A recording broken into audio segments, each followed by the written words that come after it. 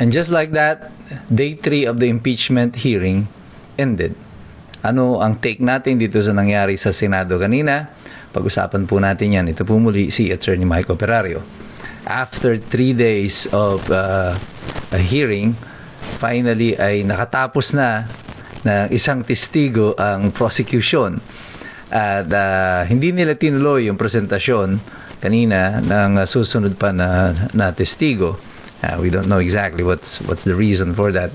Pagod na daw yata si Win Gatchalian. Kaya kailangan mag-beauty rest na. Kidding aside, ang nangyari na ito na pagtatapos dito sa unang testigo ng prosecution, I don't think anything good has transpired para sa case ng prosecution. Kagaya ng sinasabi ko sa inyo from the first day of the impeachment hearing. Itong opening nila this impeachment with Article 4 ay hindi talaga maganda ang optics nito.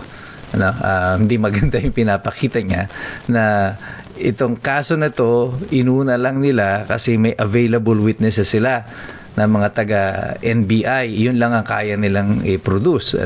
And all the NBI has to do ay doon sa direct examination, syempre, ay sabihin lang na merong video. And that's it. Bakit parang masyadong yung theatrical yung presentation doon sa direct examination? It's because they have to extend it.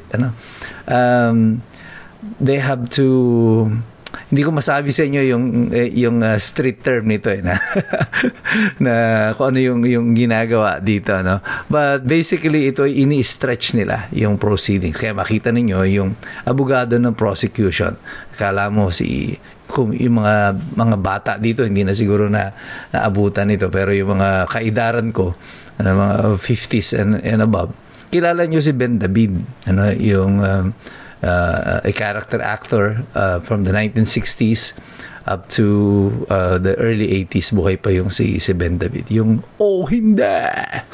Yung OA talaga umarte, di ba? Yung talagang ini-exaggerate nila. And this is what is happening to the private prosecutor.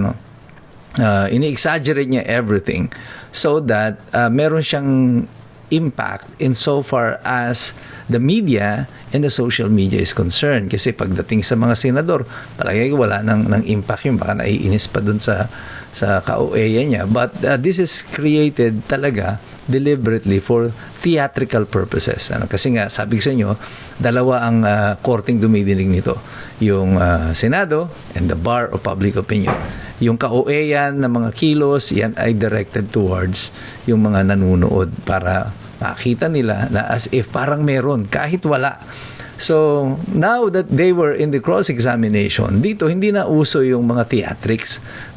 So, kanina mahusay naman yung presentation and questioning ni Attorney Narvasa. And they asked the right question. Ang kagandahan ng nangyari kanina is that they were able to move away from just the clips na gusto nang ipakita ng prosecution and went into the heart of the reason why there was an investigation in the first place. Dito nga, napalabas nila dito that yung investigation na ito was done without a private complainant because supposedly grave threats. So, dapat meron kang tinatakot. Ang presidente, yung si Liza Marcos, si Martin Romualdez. However, lumalabas ngayon, wala namang mga affidavit itong mga ito. Wala naman talaga nagreklamo. This was initiated by the NBI, apparently upon the instruction of the DOJ and those above the DOJ. Medyo nadulas kanina. Bumalik na nga lang at sinabi sa sitwasyon na ito, wala na daw mas mataas pang nag-utos sa kanila dun sa DOJ. Hindi nga. At least nadinig na ng mga tao from them. Hindi naman bobo yung mga tao.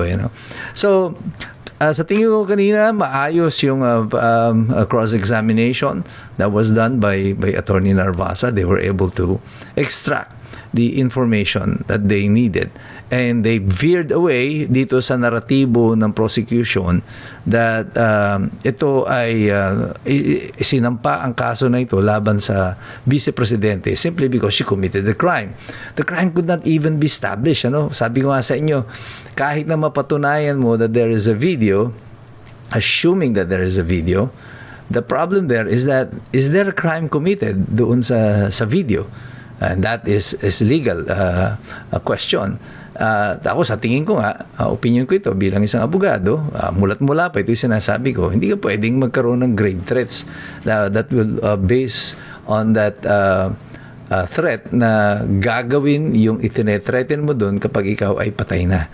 And you have to take the whole video in its proper context kung bakit ito sinabi. Tinatch nila yung bakit yung pupugutan daw ng ulo, talaga daw may propensity for violence kasi pupugutan yung ng ulo ni BP Sara si Bongbong Marcos kasi hindi nila pinanood the whole interview.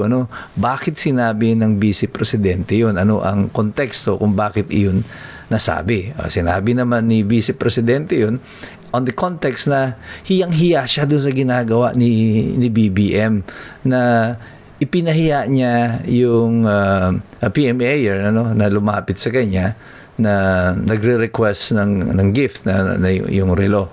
I think it is tradition kasi among the graduates na the valedictorian ay siya yung tumatanggap ng regalo from the president. So hindi naman yun necessarily kasamaan ng ugali, parang naging tradition na lang nila. At yun ang kinakahiya ni BP Sara, bakit niya sinabi yun, di ba?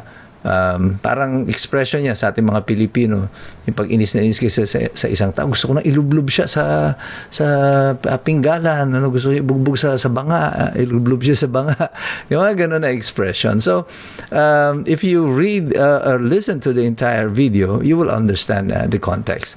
At sa presentasyon ng prosecution, kasi silang pumipili ng kung ano ipipresenta nila, they tried to create a story na ito talaga yan, na nananakot si BP Sara, na may propensities na talaga siya, matagal niya ng plano ito na ipapatay si BBM. So splicing those videos, they created a narrative of their own, but the defense was able to prove na malinaw, hindi ito yung konteksto ng pagsasalita na sinasabi at inaakusahan si BP Sara. There was no such intention, there was no crime. Wala talaga po na krimen sa tingin ko na na-commit dito. And so far, the prosecution as of today has gone nowhere. They haven't proven article any in the first witness. Well, they can't prove anything doon sa krimen. Wala naman siyang personal knowledge doon. Kasi testify lang niya is yung video. And I'm not sure kung ano itong gusto pang patunayan ng prosecution doon sa mga susunod pa nilang mga witnesses. I think it will be much of the same ang mangyayari po dito. So this is gonna be another boring week next week dito sa impeachment na to hanggat hindi sila umaalis dito sa Article 4. 11 days daw po ito yung hearing dates nila sa isang article pa lang yan. Ay nako, aawa na ako kay Win Gatchalian, mga 11 days kang tambay na naman doon sa itaas. Well, ganun talaga. Well, kaya mo yan, Senator Win. Pero tayong lahat, patuloy tayong magmamasid dito, patuloy tayong makikilahok, patuloy tayong magsisipag-aral sapagkat alam nating lahat, mahirap makialam ang taong walang alam. God bless you. God bless us all. Mabuhay ang Republika ng Pilipinas. We are the resistance.